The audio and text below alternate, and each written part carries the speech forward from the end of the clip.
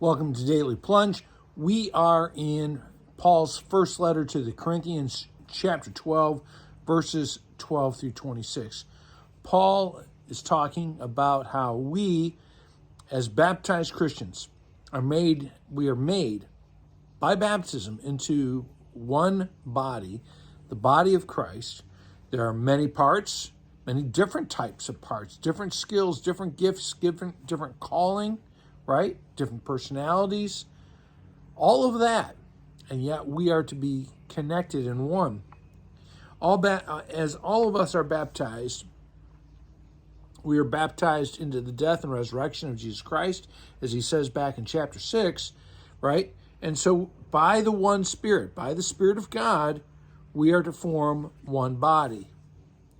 And he goes on to say, whether it's Jew or Gentile, male or female, that whatever our human characteristics are, right, is that identity is superseded by our connection to Jesus Christ.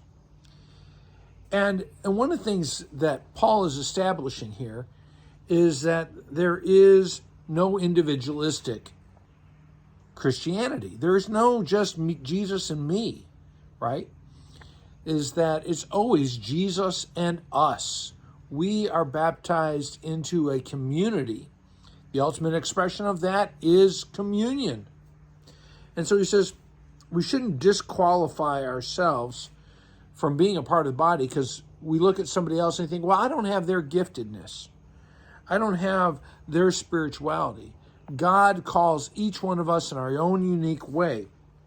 And so you don't stop being a part of the body simply because you're not as gifted or as spiritually mature as someone else, that we're all in that process of growing. And he goes on to talk about how the only way that we stop being a part of the body is when we disconnect ourselves, when we sever the connection we have with the church. And Paul shifts into the language about eyes and ears and foot and hands. And the whole idea is that we need each other to be the body. There's, again, as we are baptized into Christ, there's no separate Jesus and me. As we are baptized, it is a public act of being baptized into the body of Christ, into the church. And he goes on to say that God has placed the different parts specifically with the different abilities.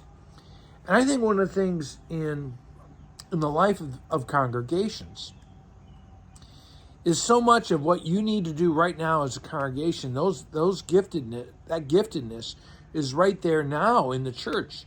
The challenge is for each believer to share that giftedness for the sake of the body and not just sit back on their hands.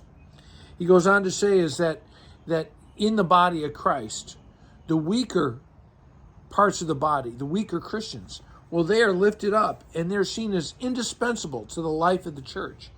And I think about young children or the elderly, widowers or widows, and how they, in their weakness, need to be a part of the body. Talks about how the less honorable are honored. And so everybody is to be honored, but not just those who are at the front, but those who are sort of in the behind the scenes.